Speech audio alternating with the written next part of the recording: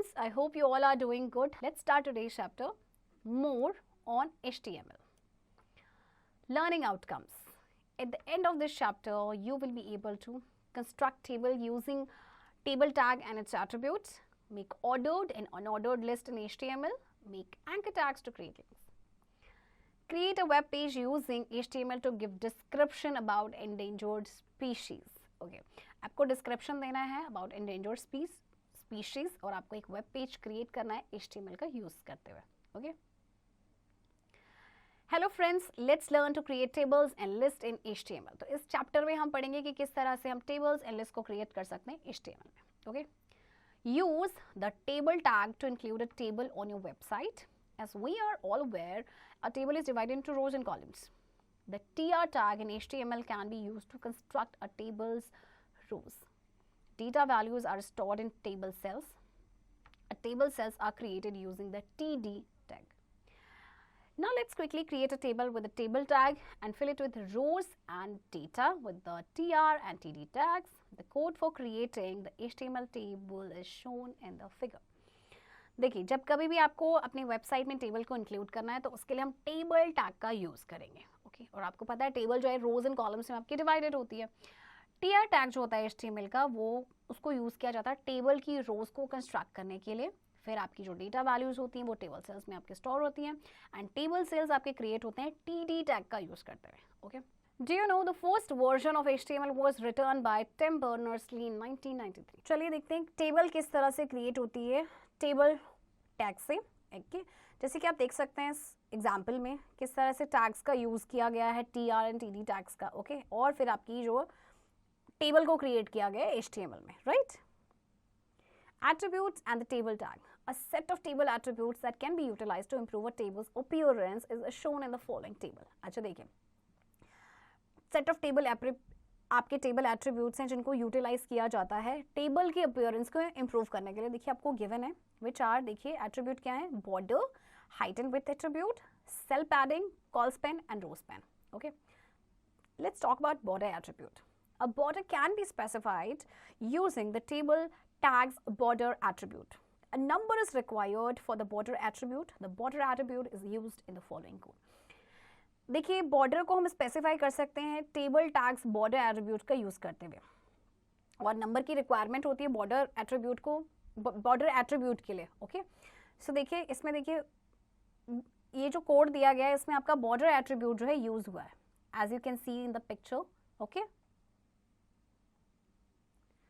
और फिर आपकी टेबल इस तरह से कुछ क्रिएट हो गई है, right. Next is height and width attribute. Using the width and height attributes, we can define the width and height of an HTML table. The values of width and height attributes can be specified in pixels or percentages. देखिए, width and height attributes की help से हम HTML जो table है उसकी width and height दोनों को ही define कर सकते हैं. ओके, तो जो वैल्यूज होती हैं ना इनकी width and height attributes की, आपके पिक्सल या परसेंटेज में भी होती हैं, राइट. जैसे कि आप देख सकते हैं पिक्चर में. Okay, next, cell padding.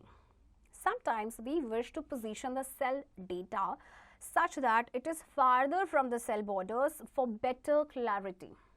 This improves the readability of the table's content. Cell padding is an appropriate attribute if you want to modify where cell data is placed in relation to the borders of the cells. Let's quickly review how cell padding in HTML functions. देखिए, कई बार क्या होता है कि हम cell data को position करना चाहते हैं, मतलब कि उसको कि ये सेल बॉर्डर से थोड़ा सा दूर हो ताकि बेटर क्लैरिटी रहे, राइट. तो इससे क्या होता है कि टेबल कंटेंट की जो रीडेबिलिटी है हम उसको आसानी से पढ़ पाते हैं, राइट. सेल पैडिंग आपका एप्रोप्रिएट एट्रीब्यूट होता है अगर आप सेल डेटा को मॉडिफाई करना चाहते हैं जो आपका प्लेस्ड होता है in relation to the borders of the cell. Okay, चलिए देखिए इसमें किस तरह से सेल पैडिंग की गई है HTML फंक्शन में. You can see in this figure, this example, right? HTML code without cell padding. अब देखिए ये जो HTML, ये इसमें सेल पैडिंग नहीं है. देखिए दोनों में ही कितना डिफरेंस है ना, right? Next, call span. The call span attribute can be used to make a cell span multiple columns. Depending on the value of call span attribute, it will divide a single row, cell or row into several columns. Let us see the example that spans 2 columns.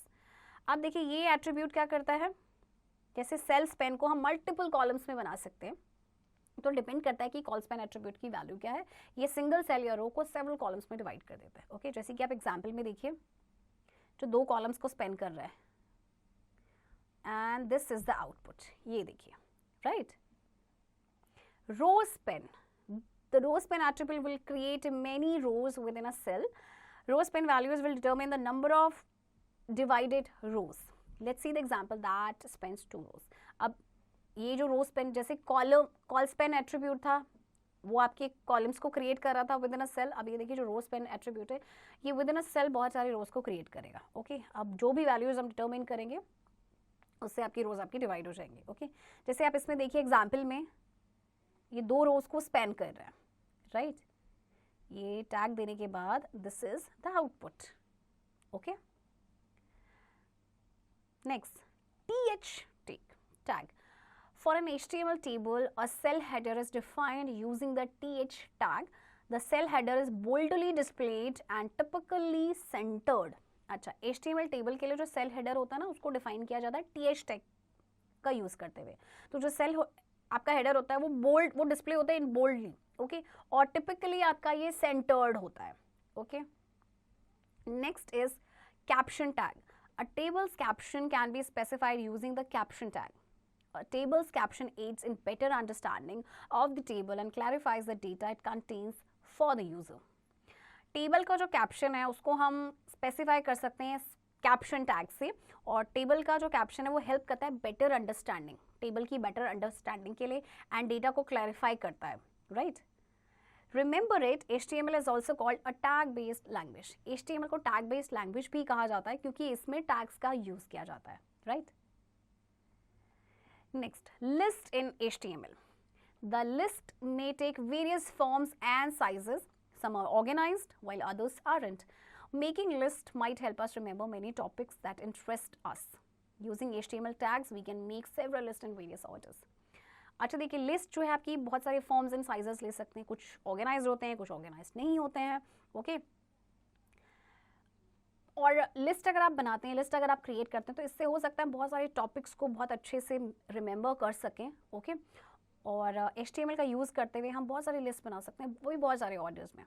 Okay, types of list in HTML. In HTML there are 3 distinct list kinds. An ordered list employ bullet points, while ordered list, the second kind of list, mark each item with a number or letter. The description list, the third list, is used to help break down information into its pieces. तो देखिए HTML में आपके 3 kinds of list होते हैं, तो उनके बारे में हम डिटेल में पढ़ते हैं। Number 1 is ordered list. All of the list items are by default assigned with numbers in order HTML list. It is also referred to as a numbered list. The OL tag denotes an ordered list and the LI tag denotes a list item. देखिए, जितनी भी आपकी जो list items होती हैं ना, by default आपकी designated होती हैं ordered in ordered HTML list. Okay, तो इनको नंबर्ड लिस्ट भी कहा जाता है। तो जो ये OL टैग है ये ऑर्डर्ड लिस्ट को डिनोट करता है, जबकि आपका जो LI टैग है ये लिस्ट आइटम को डिनोट करता है। ओके, फॉर एग्जाम्पल देखिए, आपको एग्जाम्पल दिया गया है। Okay, next, type attribute. You can order your list using numbers, uppercase letters and lowercase letters. Use a type attribute to add numbers and letters to the ordered list. Syntax: open tag OL type is equals to number slash letter in quotation marks and close tag. आप अपनी list को order कर सकते हैं numbers का use करते हुए, upper case letters भी हो सकते हैं, लोअर केस लेटर भी हो सकते हैं। ओके, तो आप क्या करेंगे, आपको टाइप एट्रीब्यूट करना पड़ेगा नंबर्स को और लेटर्स को ऐड करने के लिए ऑर्डर्ड लिस्ट में, and this is the syntax given to you, right. Next, HTML unordered list. The list items in an unordered list do not follow any particular order or sequence. With the help of the HTML UL tag, this list was made. A bullet denotes each item in the list. अच्छा देखिए, जो list item है ना unordered list में, वो कोई भी particular order या सीक्वेंस ही नहीं फॉलो करते, तो HTML UL टैग की हेल्प से हम लिस्ट को बना सकते हैं। और जो आपका बुलेट होता है ना, वो हर आइटम लिस्ट में जितने भी आइटम्स हैं उनको डिनोट करता है, राइट। सी द आउटपुट, ये आपके पास किस तरह से बुलेट है और वो आपके क्या डिनोट कर रहे हैं, आपके bullets. each item in the list, right? Next, types in unordered list. You can add a sequence to your ordered list using the following types of bullets shown in the table. अच्छा, आपके पास देखिए बहुत तरह के bullets हैं, तो देखिए क्या क्या है. सबसे पहले आपके पास है disk. Sets the list item marker to a bullet. ये तो by default आपका bullet आएगा. Okay, circle. Sets the list item marker to a circle. इसमें आपका जो circle बन जाएगा. Okay, and square sets the list item marker to a square. ये list item को set करेगा marker to a square. And none, जो list items होंगी वो आपकी marked ही नहीं होंगी, right? The following code makes use of the type attribute with the value square. Okay, अब ये देखिए code जिसमें आपका type attribute है और with the value square. Okay, C, आपके जो bullets हैं वो square की form में आ गए, right? Next, creating a description list. The list given below is a description list. Ball, a round object that you hit, kick, throw, etc. Cricket, a game that is played with a bat and ball on a large area of grass by two teams of 11 players.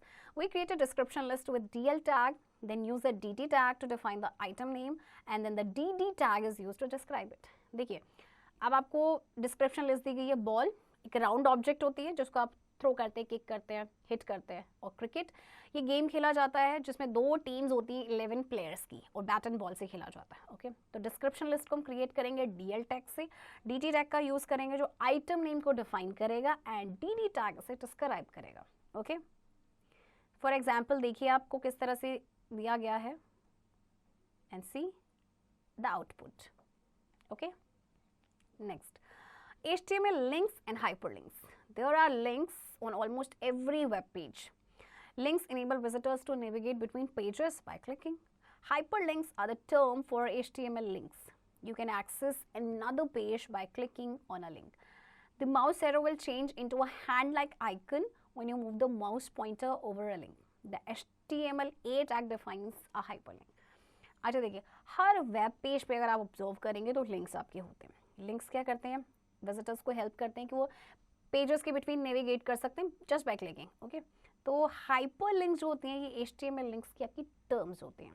आप दूसरे page को access कर सकते हैं, just आपको link को click करना होता है. ओके, एंड जो आपका माउस एरो है वो हैंड लाइक आइकन में चेंज हो जाता है जब आप माउस पॉइंटर को ना लिंक के ऊपर होवर करते हैं. तो देखिए जो HTML8 टैग है ये एक हाइपर लिंक को डिफाइन करता है. For example, see in the example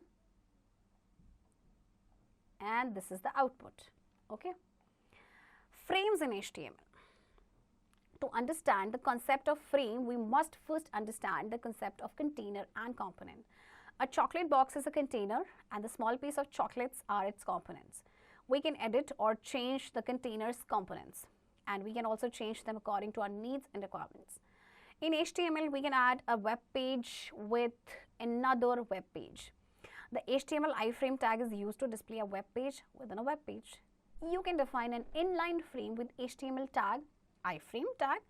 The iframe tag defines a rectangular region with the document in which the browser can display a separate document including scroll bars and borders. अच्छा देखिए frames क्या हैं. तो सबसे पहले frame के concept को समझने से पहले हमें कंटेनर एंड कंपोनेंट का जो कंसेप्ट है वो समझना पड़ेगा. जैसे कि चॉकलेट बॉक्स है आपका, वो आपका एक कंटेनर है, उसमें आपकी जो छोटी छोटी चॉकलेट्स रखी गई हैं वो आपकी कंपोनेंट्स हैं. ओके, तो हम जो हैं कंटेनर का कंपोनेंट यानी कि जो चॉकलेट्स हैं उनको हम चेंज या एडिट कर सकते हैं. ओके, हम अपनी नीड्स एंड रिक्वायरमेंट के अकॉर्डिंग कर सकते हैं. तो HTML में हम वेब पेज को ऐड करते हैं with another web page. Okay, तो जो HTML iframe टैग होते हैं उनका यूज़ किया जाता है एक वेब पेज को डिस्प्ले करने के लिए with in a web page. आप इनलाइन फ्रेम को डिफाइन कर सकते हैं. जो iframe जो है टैग है वो एक रेक्टेंगुलर रीजन को डिफाइन करता है विद द डॉक्यूमेंट जिसमें आपका ब्राउजर जो है वो एक सेपरेट डॉक्यूमेंट को डिस्प्ले करता है including scroll bars and borders. Okay, let's now learn to use iframe tag with an example. We need at least 2 web pages to make iframe work.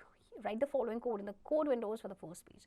तो देखिए आपको हमें iframe टैग के साथ work करना तो उसके लिए आपके पास 2 वेब पेजेस का होना जरूरी है एटलीस्ट. ओके, तो देखिए ये कोड आपको लिखना है कोड विंडो में फर्स्ट पेज पे, राइट,